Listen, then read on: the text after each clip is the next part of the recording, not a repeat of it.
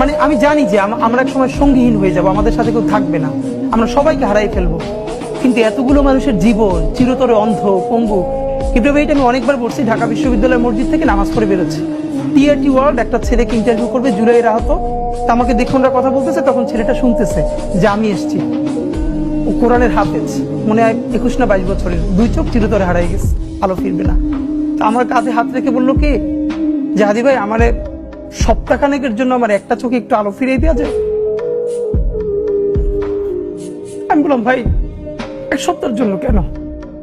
বললো ভাই অন্তত আমার মারে আমার খুব একবার দেখতে মন চাই, আমার মা আমার অনেক নিষেধ করছিল অন্তরণে যাইতে, আমি ফিরে আসার সময় মারে দেখি নাই, আমার একটাবার মন চায় আমার মারে দেখি।